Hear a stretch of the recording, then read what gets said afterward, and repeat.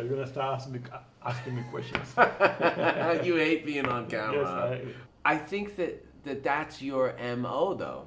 I think that you are known in this industry, specifically amongst the Cuban people of this industry, as the cigar maker's cigar maker.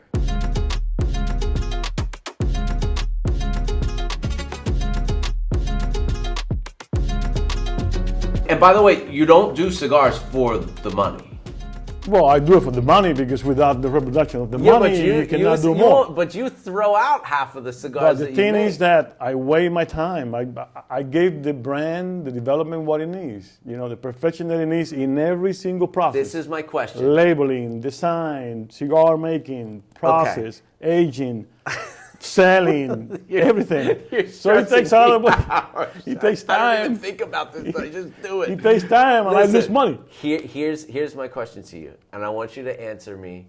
Are we gonna fire it out? Not yet. I want you to answer me honestly. Okay. How many cigars do you think that you've called factories and said, "Get rid of. I don't want them." How many cigars? 100,000. I've been flexible. You know, throughout my career. I was flexible. I'm not tolerant anymore. You know, I lost my tolerance when it comes to quality. So I would probably say about 250,000. About that. 250,000 cigars have been made for you, where you've been like, you want to know where some of these cigars that get left at a factory, they come from. Sometimes I always say people that didn't pay or this, but sometimes they come from a perfectionist like this that says that's not a good enough product for me. Not to put my label on it, and that's or to why. put my face and that's behind why it. I've stayed away a little bit, because when we first started, we were a lot of that kind of, you know. I hate using the term. I don't want to sound like there are some people that make a whole business model of it, and I don't. I think that's awesome. You know, finding these cigars, and I don't want anyone to think that Lost and Found, or the way that we started, you know, just going to factories and finding what they had, that there's anything wrong with that. Because sometimes, I will say this, you leave that cigar in the back of the factory for 3 years, I come and smoke it, it's fantastic. It is fantastic, yeah. So that happens too. It is fantastic in a way for you to, I mean, it all depends how you see it, you know, because sometimes the construction is not the way I wanted it.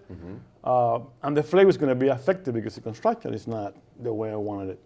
But, you know, every cigar has some point of being able, you know, to go in the market and for you to be able to sell it. Yeah. It's how you project the sale and to whom. Okay. So what's bad for me, it might be good for somebody else. Great for someone else. Okay, so here's what I want to know. And this is what I think I need to build the foundation of this talk by telling people that Santana, D'Crossier, your first name's actually Josias, right? Isaias. It's like Isaiah. It's a biblical name. And I call you Santana for some reason. Is that your middle name? Everybody call me Santana because it's a lot easier. Okay. You know? Right. I like the name Santana, so it's pretty cool. I mean, I love Isaiah, but, you know, people call me Santana. So you are, in my opinion, and I'm not saying that you're an authority necessarily on, like you're, who's the guy in Hong Kong that wrote the book? Ron Lee. Ron Lee. Yes. Min Ron Lee. Right. Min Ron Lee. Yes. Okay. Yeah, I'm not saying you're an authority on like every size and shape that's ever come out. But you are, to me, experiences. That's all. Are an authority on Cuban tobacco, rolling style, blending style, the regions, the flavors. That's your thing. There's a lot of guys who do it like me. They just, you know, I mean, they do. I mean, the same. Yeah, but most of the guys that do it like you live in Cuba and still do it for the Cuban government. Yeah, of course, yes. But there's quite a few people in this industry who follow the tradition, do the same thing I'm trying to do. You know, it's a task. Johnny, is there any way that you can somehow get this? I wish I could. Well, I have more, and I'll show you. We have a white light, so the wrap is going to be. I'll show you we could do maybe B-roll if we need to, but. We got it right here. This is going to be on sale. This was supposed to be part of Privada Experience, but I'm just going to release it on the site to commemorate this day that we get to sit down and. That cigar is what, like it's a year now, something. Yeah? Yeah, But it's about a year or so. But this is one of the most beautiful cigars I've ever put my hands on. After the cigar was made, because the tobacco is 7 years old, so you're gonna be your mind's gonna be blown. If he releases, there's not too many of them anyway. Your cigars. So I'm tired of saying that, like, oh, this cigar is like a Cuban. Can you give me some water, please? Yes, sir. This cigar is like a Cuban. People always say, oh, this is like a Cuban cigar. No. Your cigars are like Cuban cigars. Well, a lot of other cigars may smoke like a Cuban where they progress or something. Or they may have a certain flavor, an apricot like a Cuban or a peach, but your cigars actually, to me, are the closest thing you can get to Cuban cigars. Well, maybe due to the aging process, maybe due to the way we set up, our leaves, the way, the process, the aging that we do before the cigar is made and after. The packaging also, the wood that I use. And you like a firmer draw, I noticed. And the respiration, Tell me about the firm draw. Tell me why, because I think the American market is always looking for this big punch in the mouth, okay? With crazy body and not necessarily strength, but pepper and a looser draw. Some of the more aristocratic Cuban cigars, the really expensive, I noticed they have a very similar draw to yours. It's a little firm.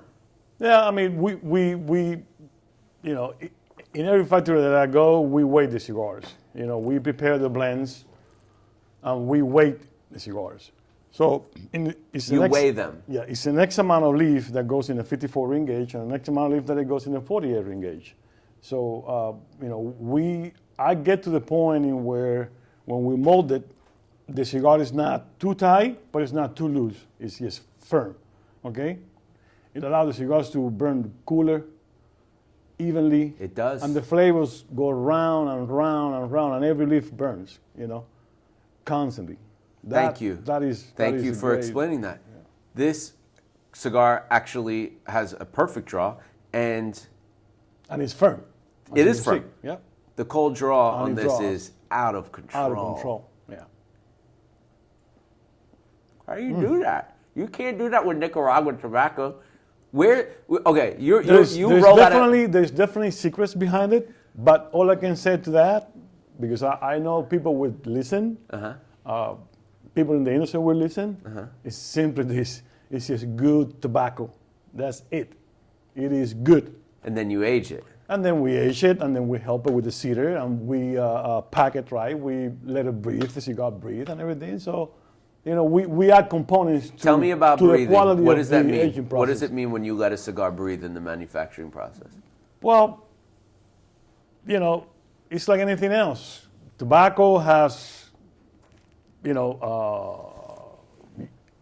know how to explain it, but it needs to breathe. Okay, there's molecules, there's cells, there's the whole chemistry of the tobacco is in there and it's alive. So if you lock it in a cellophane breathe at a very micro level.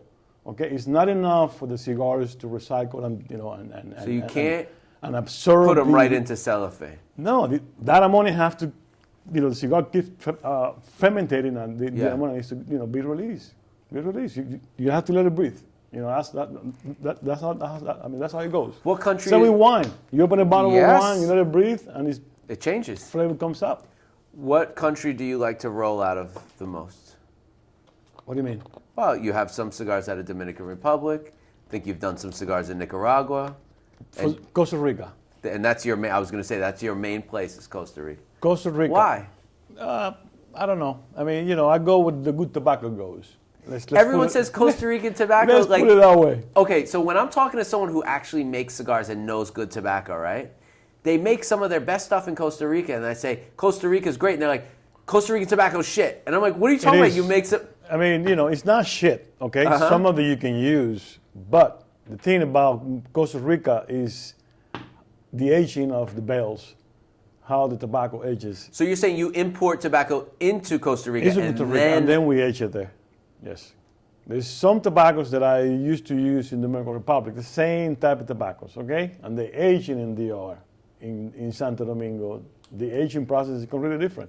So it's And better in Costa Rica. The flavor variation is You're completely higher up different. too in Costa Rica. Higher right? up, the temperatures at night, the humidity, the constant humidity, the oxygen, the whole, it's like a big filter, and it aged beautifully. This is In the morning, you get that cool sensation, with the rocío. How do you say rocío in English? It's a water thing, so it's the humidity. It's sweet. dew, morning dew. Yeah, morning dew, Yeah. and then during the day, you get some temperature. So the tobacco gets some temperature, start fermenting again, and then at night it drops, to 60 degrees.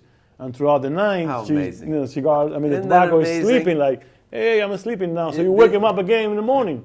And then it goes like that. You have to move it. You have to move tobacco. Remember, it's cells, it's molecules, it's a lot of chemistry. It's about 3,500 chemicals in that leaf moving constantly for 10, 15 years. This is why. If you have the movement, by temperature and humidity, you get what you get. This is why I love you so much. This is why I'm so happy to have you in my corner, because a lot of people won't talk to me like this. And when you tell me that, I'm proud to share this with, and this is why I love wish cigars. I can be more better, You're fine. refined word of articulate. You're fine. articulate You're fine. and You're stuff, fine. but- The English is your second In language. Spanish would be different. Yeah. But I'm trying to. And I just- appreciate that. And if we did it in Spanish, half the people wouldn't watch. So I No, I appreciate know. you doing it for us. But this is why I love cigars. I love this idea that so much can change about the same tobacco. Let's let up. I'm right. crazy. He's like, shut the fuck up. Let's let up. You pretend. You know, it's like all these people with the drama shit. I don't want drama. I want fucking great cigars. Well, I don't even have this in my humidor. I'm in a home. I have them in Costa Rica, aging, but I'm out of them. Why is it so expensive to make cigars in Costa Rica? Well, it's a different type of labor process in Costa Rica. You have to pay the rollers more, and the people preparing the tobaccos for the rollers, the whole stuff around the rollers, it's a Costa Rican salary. It's a lot more. It's Dude. expensive. Oh, it's so good. You like that, huh? It's so good. Smells delicious, though. Bro, I'm telling you, Ooh, Eric boy. Eric is the one that hooked us up. Do you know that I was emailing you for years to your website, and then no one ever got the emails? Well, I was waiting for you to get some strength. Okay. Remember, you working and developing a community. So I always wait. I don't jump. I always wait because a lot of people come and go. Yeah. So I need you. I see that now, I wanted yeah. to see the commitment that you had with what you're doing. Yeah. You're starting out of your garage. Yeah. I want to see the commitment. It takes more than 5 years. If you can maintain this industry on your shoulders for 5 years, bottling everybody, because for some reason newcomers they get bottled. I was bottled too for a lot of people. Rejected, a lot of no's, a lot of nonsense around me, and I said, I don't care. I'm still haven't made it in this industry, but I'm not gonna give up. I'm gonna continue. You're a legend. I'm going in my to mind. continue. You're a legend.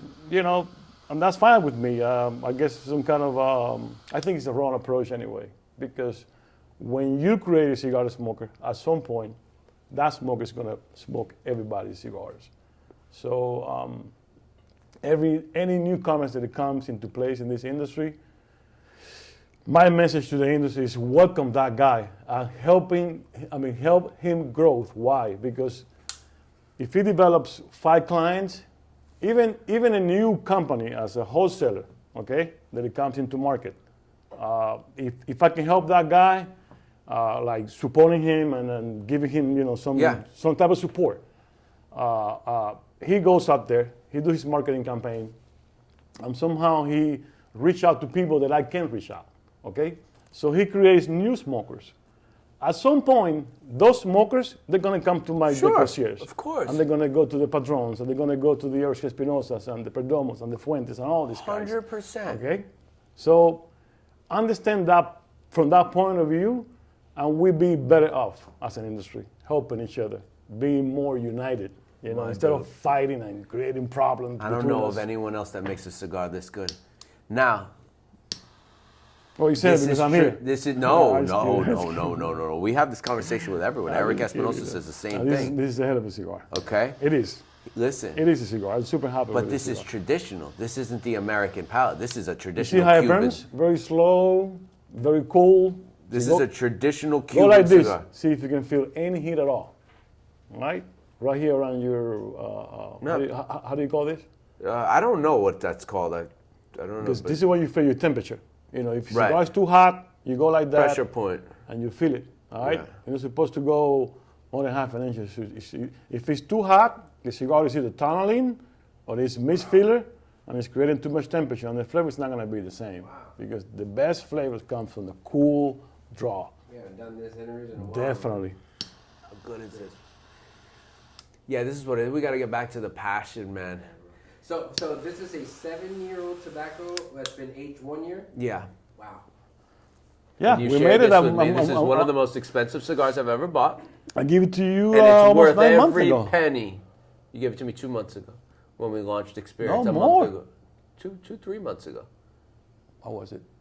No, you're right. You did. You sent it to me last year. No, that was last year. Yeah. The refinado was made. Yeah. I've smoked a bundle of them myself. I have smoked the ball all the time, you know.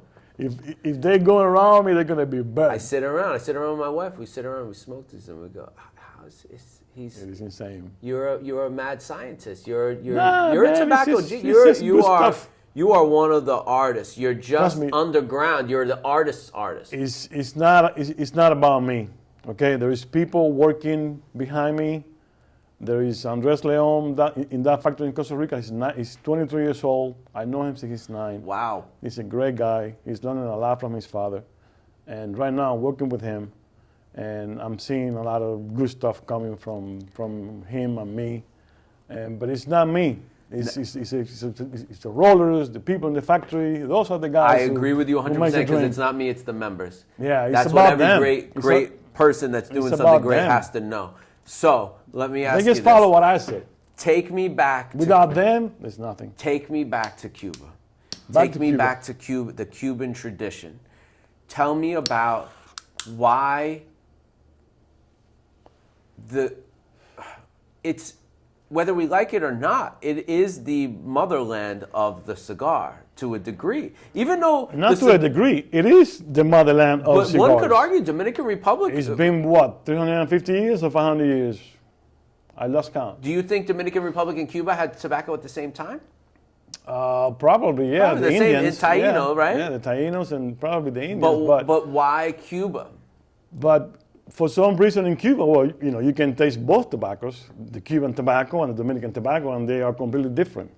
Even though if you try to get a seed from Cuba and do some genetics and It's not the same. plant in the Cibao It's not the same. or any other farm, it's not the same. And So Dominican. that's the main reason. I You know, love there's- Dominican there's tobacco. minerals in the soil of Cuba.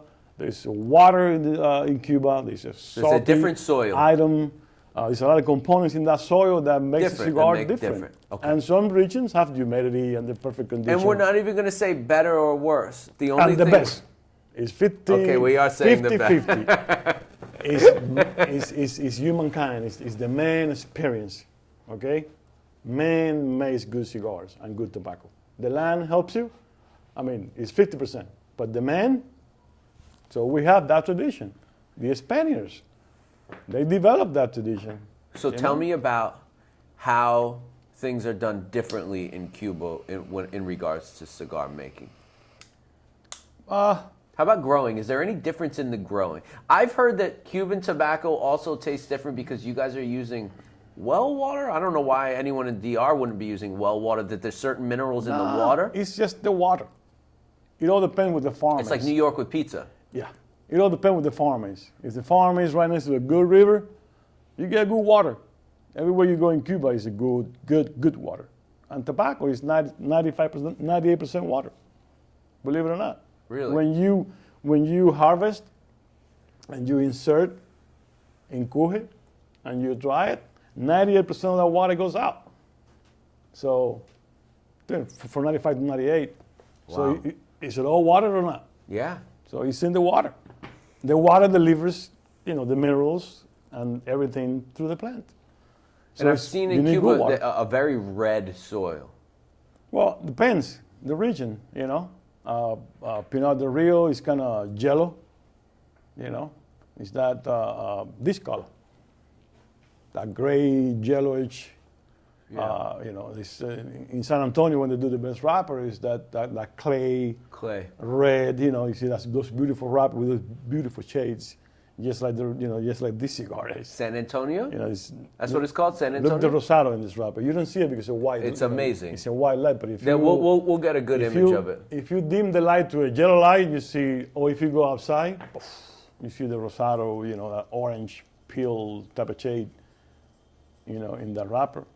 And you know, I mean, there's a lot of companies out of Cuba. We all came from the same traditions in Cuba, families, you know, throughout history.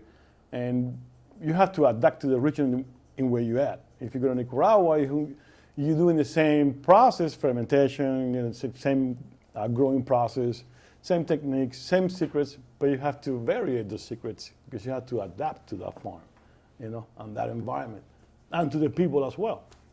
So, you know, there's a lot of details. Do you go back to Cuba?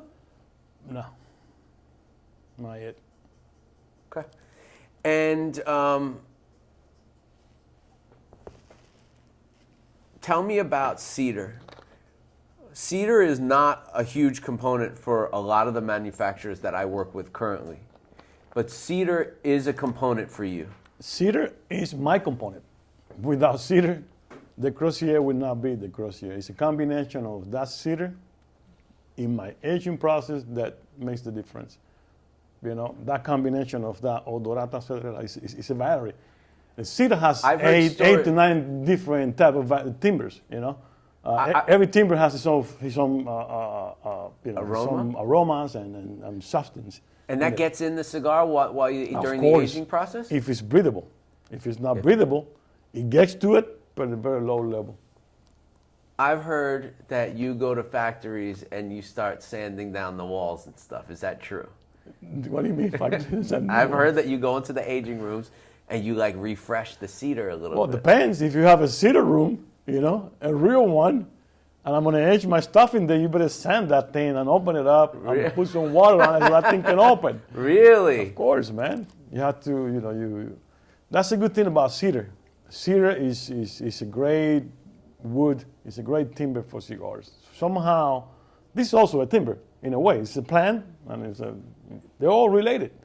They share chemistry, okay? And that cedar, people say that the Alone brothers, you know, introduced the who? cedar. The Alone, Antonio and Ramon Ione. The Iones. Okay. The Ione brothers introduced cedar into cigar making. Cigar making, because before I did not before know then that. it was pine.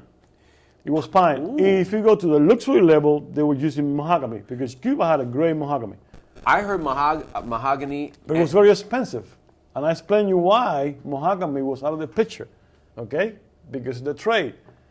Spain said, no, we want all that mahogany coming to us because the king demanded it, you know, to do the craft for chairs and everything in Spain. So, you know, the cigar manufacturers say, okay, well, it's too expensive. The king wants it. Let's stop it. Let's use pine. Remember, We should make a mahogany humidor. the cabinets back then were 100, 500 counts cabinets, you know, in masses tied up with ribbons. No zelo, no nothing. Just put in there and shipped in boats up to Spain or Holland or even Germany. This is back, you know, 1830s. So were these like humidors or were they clay? What was it that they would put these 500 count? Well, you know, before the cedar, it was pine. It was. So it was wooden boxes. It's wooden boxes, yeah. But the cigars got damaged, a lot of damage. So the credit to the Alones goes to the Iones brothers goes to in where they say, okay, well, let's do a smaller cabinet, and that's where the cabinet selection came from. I mean, the cabinet philosophy came from. Let's do a 25 count bundle and put them in a cabinet so we can protect it even more because they're getting destroyed when they get to the destination. So the slide top cabinet, I think, is in the books. Credit to Antonio and Ramon Alones. Wow. You know, so the cedar came into them, you know. Even though they were the first company in Cuba to use, the good printings, with colors and stuff like that. Very expensive back then. Used to do with stones. It's lithography. We can do a big section. How did you get lithography. into making cigars? Well, number one, for everybody to know, it was necessity. Necessity. I dropped out of school. In Cuba. In Cuba, 11th grade. Where are you born? Where are you raised? Where in Cuba? I was born in Havana. Uh-huh. In 73, in the middle of a crisis. Okay, my father used to hunt milk, to be able to feed me because it was a big economic crisis back then. And then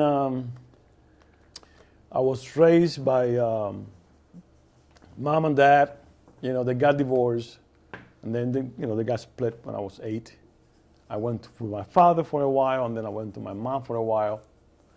And being with my mother, they put me in this type of school. It is kind of, you go to school for a week, you come home for like 2 days. And then at school, you have to work. Like, you get up at 7, you go to the countryside, you pick up potatoes, you work, like an animal. And then you come back, you take a shower, and then you have to do the classes. So I disagree with that system 100%. I think it's outrageous.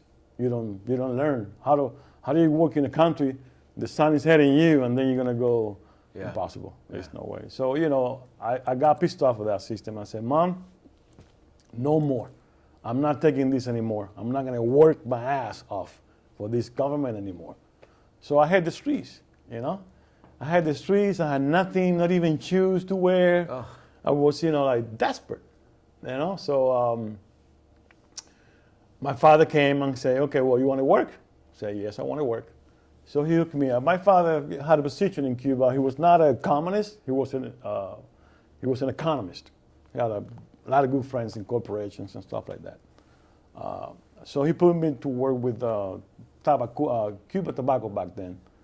I was a minor, but even though with this connection, I was able to get into the manufacturing of boxes.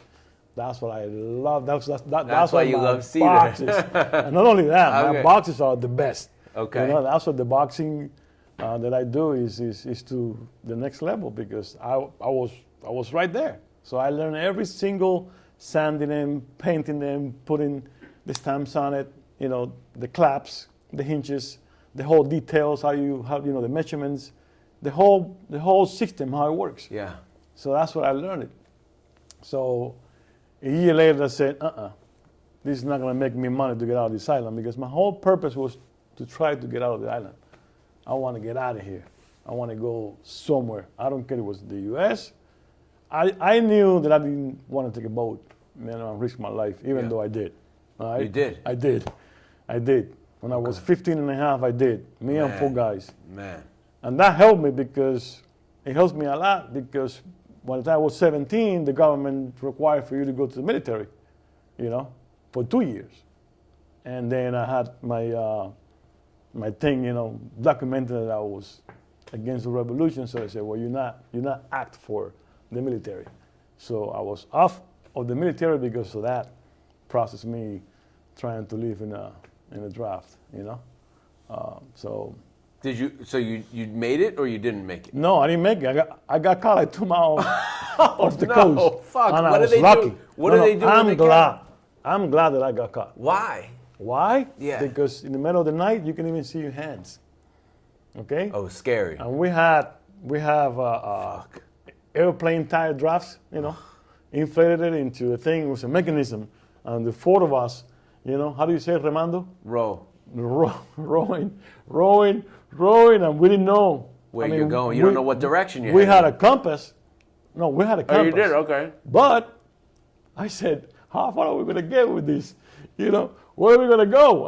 I know we know we're going north, but when are we going to get there? Yeah. So, you're 15 and a half. Guess what? When you don't see your hands, you go like that. There's water here, and then you don't see lights anymore It's a nightmare. from the The island. from the island, and you say, oh, this got serious right now. This is not an illusion of being free anymore. This is life and death. And then it gets really complicated. So thanks God that big boat shows up and picks us up and put us in jail for 20-something days. I was a minor, so they let me go. But it was a tough situation. Wow. So then what happened from there? You get out of So coming back to that, I got out of that. I was able to escape the military, and I dropped out from working on the shop with the government, and then I opened my own shop, in a small shop. A wooden box shop? A wooden box shop. Yeah. What was it called?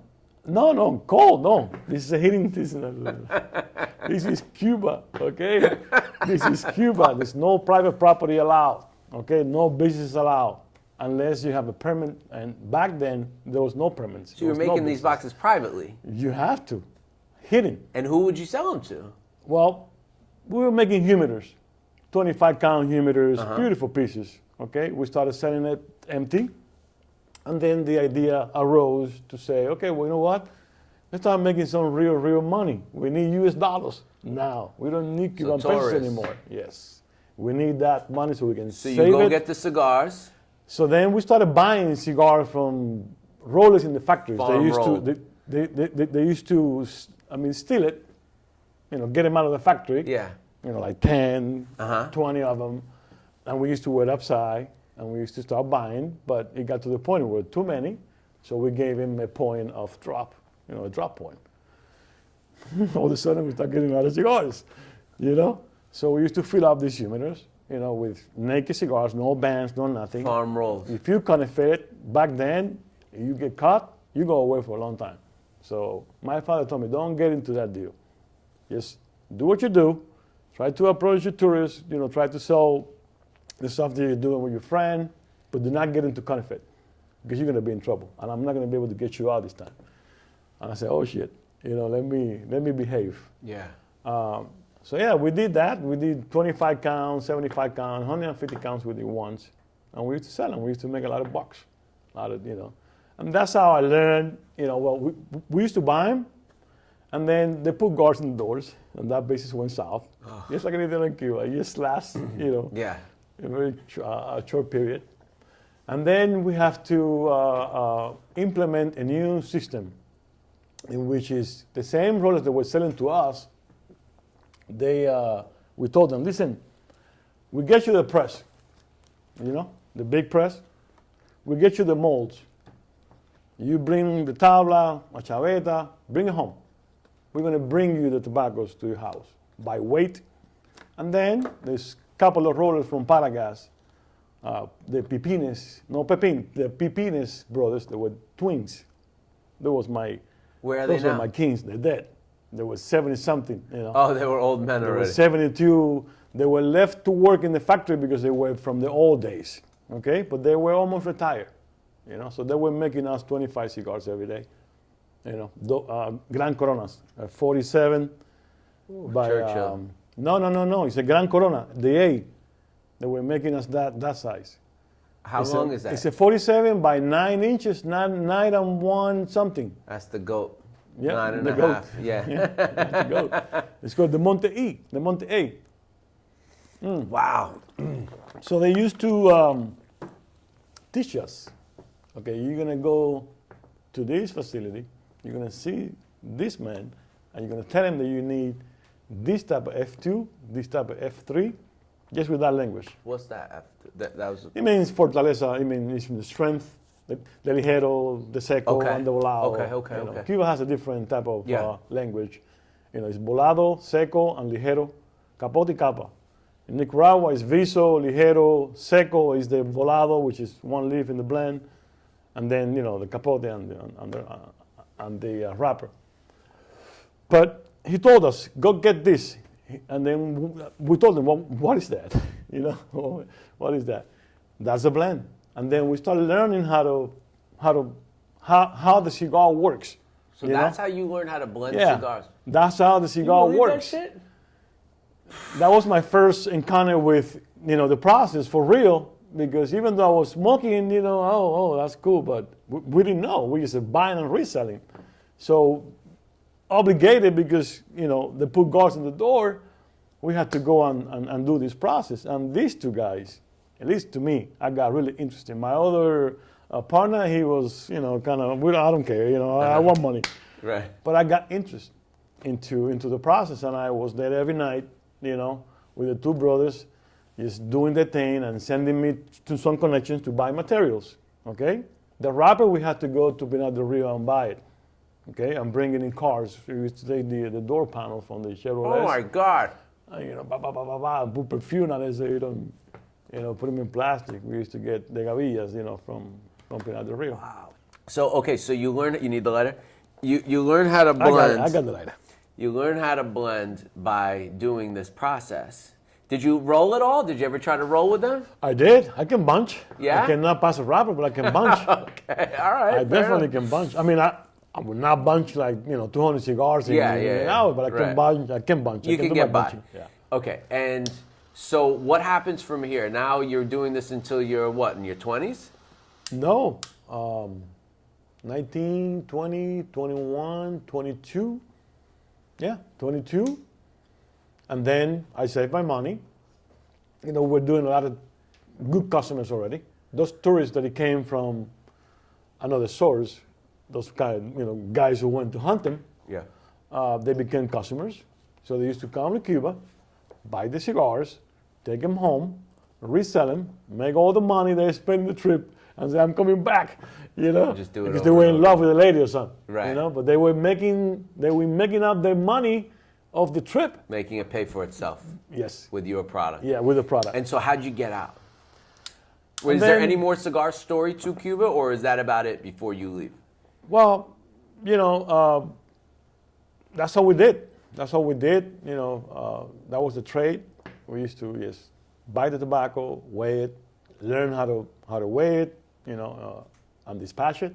Just like in the door, just like in the factory. We let the door, la barajita, you get dispatched, everybody gets dispatched. Yeah. We learn how to dispatch it. Okay. When did you get out? I got out 92. Okay. 92, I got out 92. And I got out because Sweden, are you good? Yeah. Sweden was part of the Geneva Pact. Good construction there. Beautiful. Amazing. And you maintain it really well. It's dry to perfection. Yeah. Because when I give it to you, they were almost fresh. Yeah. So Sweden had a deal with the Pact of Geneva, in where many countries were accepted into that pact, in where they would take immigrants from different parts of the world. Sweden. Africa, some of the I've heard of things like this. Arab countries and stuff like that. So in Cuba, nobody knew about this until some Swedish guy came into Cuba, and they say, "Hey guys, do you know that you have a free visa if I get you a letter of invitation and I support you, meaning you be under my supervision in Sweden, you can get out of Cuba." And then some people started rolling that in the streets, and I heard, and I said, I want to buy my ticket. So I paid about $1,500. Back then, that was a fortune. Wow. In Cuba, that was, for me, that was, So you had to that pay was these guys my for that. savings, of course. You had to pay them or the government? No. Government, no. You paid that Swedish guy. Fuck, this guy's making money. Of course, he had a lot of people. It was about 2,500 of us went to Sweden. Oh my gosh! In about a year, people with money. Wow. $1,500. What'd you do in Sweden? I'll tell you later. Okay. I got out. And then it was a process, because since I had the problem with getting out of the country, my thing was,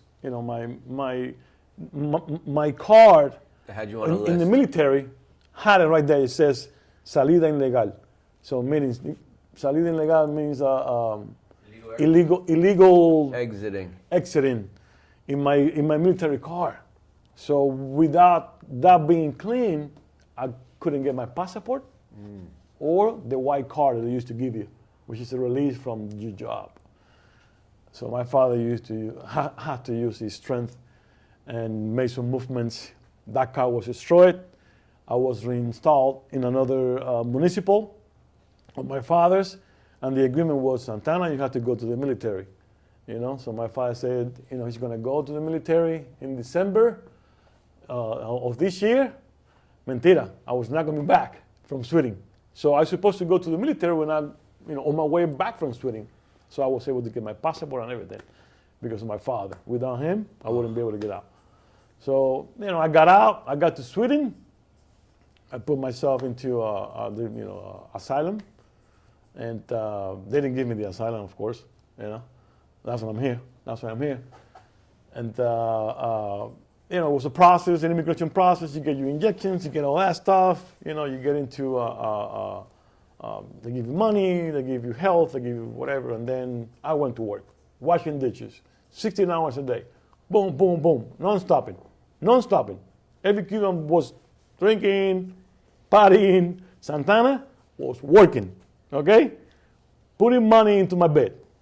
Getting my crowns. I used to get paid 40 crowns an hour, okay? On the black side. It means, don't be offended, because in Sweden, you either work on the white or the black. It means white is legal and black is illegal, okay? Under the table.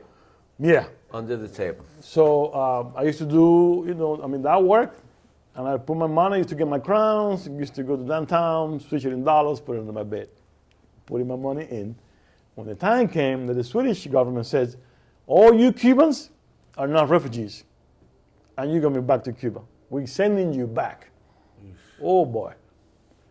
I had to run. So I bought a fake passport, and I said, I'm out of here too. That one I paid $2,000 for that. Wow. And then, my ticket, it was through Spain. I took a train from Stockholm, how do you say it? Stockholm? Stockholm. And then, I took a train down, France. I got to Irún, Spain. I switched the train. I almost get caught because of the old lady, And I got to Madrid. I spent 8 days in Madrid. That was my hookup. He hooked me up with everything and put me in a plane. Poof! Direct to Miami. Right to Miami. Right to Miami. But when I got to Miami, there was no family waiting for me. Huh. So they say, really? Here. Oh, They shit. cuff me and they say, you're going to Crom. Crom is a prison. It's a federal prison, down in Crown Avenue, actually. Okay. South, we said, southwest Miami. I was there for 45 days, not knowing when I was going to get out. A lot of Cubans in there? A lot of Cubans, because that federal prison is a bridge. Let's say that you are a Cuban immigrant and you go away for 30 years, and then you serve your 30 years. When you get back, you get out, you go to that prison, because now you have to go to an immigration court, because you're going to be deported. They're not going to keep you here. So, I thought they couldn't deport Cubans back to Cuba. No. You were not going to be deported, but you be deported by paper. The judge would say you are deported. Okay? But they wouldn't send you. They wouldn't send you until Cuba, until there's no more Castro. But you are deported. There's a lot of Cubans in Miami like that. Whoever made a crime is like that. Yeah. Unfortunately, that's the way it is. So all these people are coming, and I've been in prison in Cuba twice, but not these type of guys. But they already served their sentences, so they came relaxed. But still, it was intimidating. It's murders and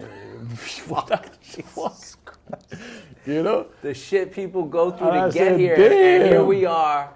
No offense to anyone. Here we are taking this freedom for granted, like every day. We're so lucky and I see both sides. I see the older side and I see the younger side, both so unhappy right now with politics and capitalism versus socialism. And at the end of the day, we're in the best place to be. We are. So once you get out of this prison, where do you go in Miami? I got lucky because the church, the Catholic Church, had a program. They used to go. I saw them. They used to go to prison and say, okay, who needs support? Who are we going to take? So there was a line of people like This me. is so good, by the way. Is it? Yeah, I've been talking, but It's I know okay. it's Now you delicious. know how I feel. And they got to me, Santana, come on, your turn. So basically they get you out of prison, and they send you. You cannot stay in Miami. No, Where'd you go?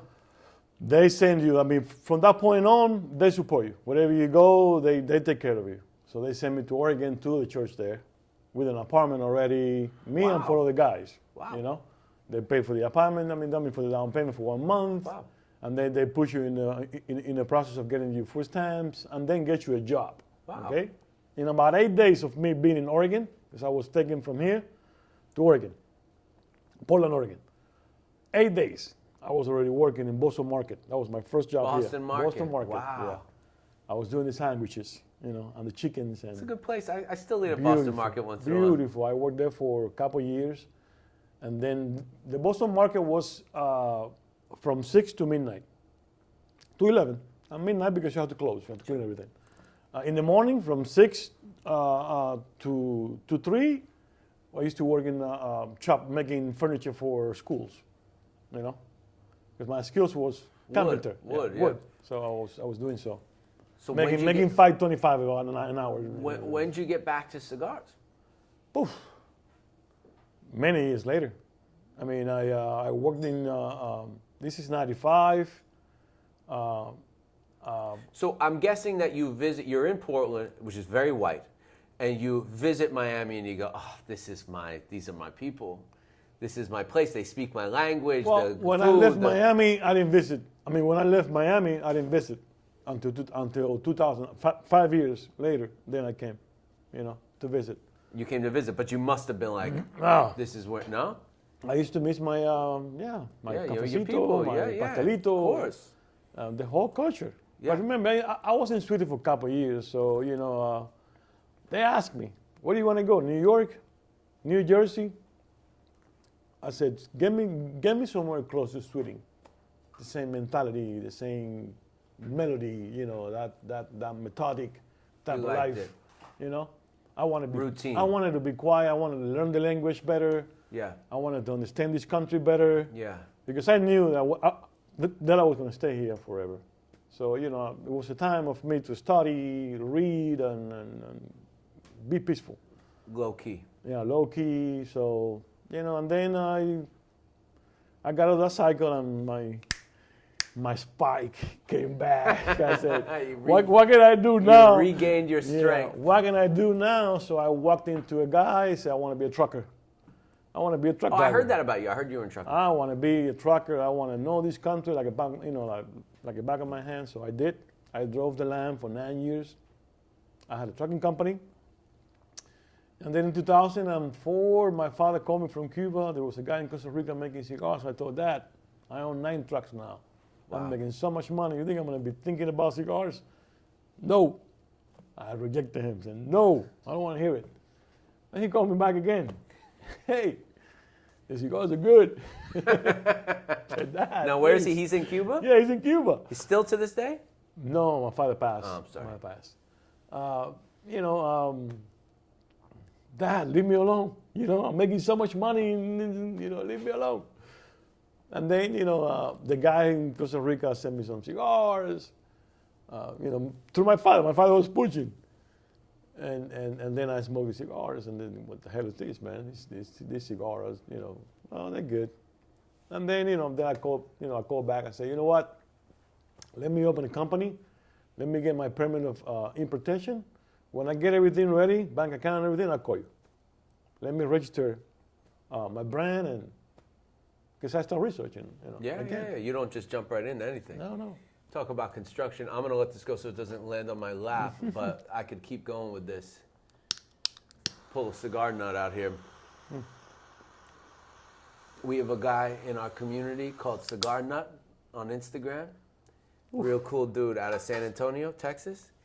He is the long ash king. He makes long ash. He can pick the cigars up by the ashes. It's really cool. I got to show you some pictures. Wow. It's really cool stuff. So okay, so you came back to Miami. You're a trucker. You're making money, and then I came to Miami when I was driving 5 years. Yes, then I came to Miami. I met my wife, Tanya Garcia, so Santana Garcia. And then, yeah, we bought a house, you know. American dream. And then I bought a shed and put it in my patio, you know. 20 by 20. I know, at 10, it was a 10 by 16, I believe. Yeah, 10 by 16. You know, I put cedar everywhere, you know, da, da, da, da. And then the box maker was in Miami, you know, close to my house. We used to be in a student together. The box maker, Miguel Cabrera, one of the best box maker in the world. Okay? He does the American, right? He does the American. He made all my D'Crossier. He made some pepins. He made some tatuajes. Almost all tatuajes are from him. Good cedar from Brazil or Bolivia or Africa. You know, depends where he gets it from. But yeah, that was my setup. I said, okay, I'm gonna buy a batch. I'm gonna pack it. This is 2007. I'm gonna do 5 sizes. Just the sizes that I know. A Churchill 47 by 7, a Torpedo, a 52 by 6 and 1/8, a Robusto 50 and 4 and 1/8 and 7/8. You know, just like the things I knew. So, you know, I told Jose in Costa Rica, let's make these sizes. I'm gonna buy a batch. I believe it was about 20,000 cigars, something like that. I'm gonna box it in cedar the same way I use the technique, the chest box. Just like Dom Perignon, for you to know. Yeah. Very simple, one simple band, one ribbon going across. Beautiful wrapper. It was a Rosado as well from Ecuador. The tobaccos were phenomenal. But nobody knew them. So I went to stores. No, nothing, no. I said, okay, well, you know what? I'm going to do my trucking business, and I'm going to do this as a part-time, you know. I'm not a salesman at all. I suck at sales. You know, I'm not that guy. Yeah. So it took me a while. To sell that batch. And then 2008, I went to the show. 2008, I went to the show in 2008 Santana, no, 2009. I went to the Las Vegas show, you know. So, you know, I integrate myself into the industry. Got a couple of orders there, I would imagine. Couple of orders, only 2. Probably 2 orders, yeah, that's it. No one came to my booth. No one. Well, yeah. Sample. How'd you meet Eric? 2012. I used to park my trucks about a block away from his warehouse. 2014, I'm living in Boca Raton. I'm walking distance to a place called Prime, if I'm not mistaken. Prime, Very nice place with a private side and an open side. And there's a Brian guy. Lee used to own it, yeah. Yeah, and there's and a Russian dude. Back then, Big Russian guy. it was David. David was the Yes. manager, Yeah. and there was Brian Lee, yeah. There was a Dominican dude that they hired for a very brief period of time. Big guy. Luis. He brought me in the humidor one day, and he said, because I was smoking a lot of Tatuaje, Illusione, you know, the boutique style, you know, and he brought me in and he said, you got to try this. And I looked down, and it was a D'Crossier with the red band, and he said, this isn't the punch, this is flavor, this is sabor. And I said, okay, and I tried it a few times, and that stuck with me because I never saw your cigars anywhere else again. And so during this process, once 5, 6 years later, where we're starting to actually do business, I'm looking for brands to rediscover, and I kept thinking about you over and over again. I gotta find this brand, and that's when I started emailing you. And then one day I'm sitting in Eric's office, and he shows me the black can. The black can, yeah. Yeah, and I said, I've been looking for this guy. Do you know this guy? And he goes, know him. I my distribute brother, him. Yeah, he was. I said, he's not so easy to work with though, but he's the best. He said, let me tell you something. The Cubans down here, we know that this is the closest thing to home. And then we linked up, and you and I have become friends. I consider you a friend. I don't just, Yeah, not me just too. a business. Yeah, I've been watching you from the beginning. But like I said, I always wait because I'm seeing a lot of people coming in and coming out. Yeah. And I don't want to be wasting my time with someone that course. comes in and then gets disappointed and get out. So I always wait, even people in the media. There's a lot of guys coming into the media to start a blog or something, and they disappear 2 years later or a year later. So I always wait, you know. I always wait. But yeah, me and Eric, I call him Chori. You know, it's a family thing that his family call him Chori. I know he's all family. You know, he's family to me. Always going to be. Yeah. But So we what met. is- I don't remember how we met. Jesus Christ. What does the future hold for D'Crossier? What are your plans? What are you? I've been down. I've been up. I've been betrayed. I've been, you know, up again a little bit. Now, I'm in the process of rebuilding the whole company again. The company now starts with the D'Crossier Reserva. It's a 3 sizes, very unique development. Is The this white going boxes. to be something that you release? Yes, that's going to be next. And you That's call this the Refinados. It's a Refinados. golden blend. The golden blend is a series of The golden different. blend is so good. It's just like this. Whatever I put in the golden blend is the best tobaccos you can find, with the best wrappers you can find. And since I have the best tobaccos to develop this brand, I'm gonna wrap it as a beautiful lady. Anything I can put on a beautiful box, you know. I'm gonna give that cigar the honor that it deserves, you know, with luxury. It's gonna be a little bit expensive, but it will be appreciated. You know, that cigar could be $30, but I kept my profit low just to keep it at 20 because everything around it is expensive. So you know that's the new golden blend deal. I'm gonna do 3 golden blends. Can And we then- release, can we and release them then- for you? Huh? Can we release them for you on the site? What do you mean? Sell them on the site. You'll give us some to Of sell? course. Okay. Yes. Okay. Yes. Yeah. I'm a wholesaler. I don't sell direct to the consumer. Yeah. So, and then, you know, I got some stuff in the pipeline, things that I want to do. I want to come back to my Coronas, a 46 and a 48 and a 44. Yes. That you see again, you know, in a very unique blend, probably in cabinets, not in cans anymore. The cans, you know, they're cheap. It's a good packaging, so you don't add cost to the cigar, so you can release a $6, $7 stick.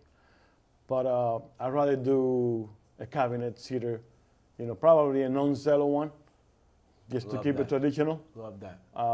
And if it grows bigger, I know that I'm gonna have to, you know, put the cello on and Yeah. the barcode and stuff like that. Santana, you are my tobacco wizard. I love having you. You're one of the friendships that I've gained in this business that means so much to me, and I'm just honored to be able to share your Same story here, with buddy. everyone. Same here. And I know that they love you as well. So thank you for all the hard work you put in for us, and I'm looking forward to hopefully making it so that you never have to sell another cigar to anyone else but us, so that we can hog all your good stuff for ourselves. Okay?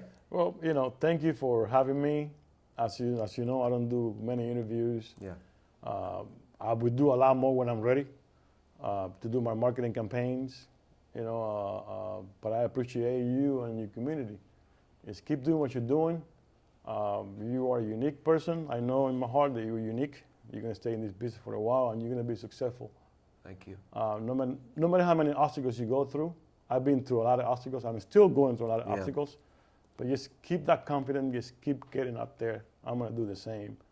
And you're a family man. That's most important Yeah. to me. So you're always going to have my product available. And, you know, future developments between us can happen. I'm not saying that they're going to happen, but they may happen. I'm do happy. whatever I I'm can to happy. make I'm them happy to happen. be, you know, part of your Hashtag we are Privada. community. Hashtag Liga Privada. I mean, We are Privada. Privada. Thank you, Santana. I appreciate Thank you. you. I hope all of you enjoyed this. If you didn't, it doesn't matter because I enjoyed it so much, and I'm sure some of you will get the same enjoyment I got out of it. We just got a history lesson in what it's like to come from basically the motherland of cigars and some of the traditions and some of the untraditional ways they had to make cigars and how he learned cigars, very untraditional way, which is very cool. So hashtag we are Privada, hashtag we are family, hashtag we are the industry, hashtag Cigar Public coming soon. Peace.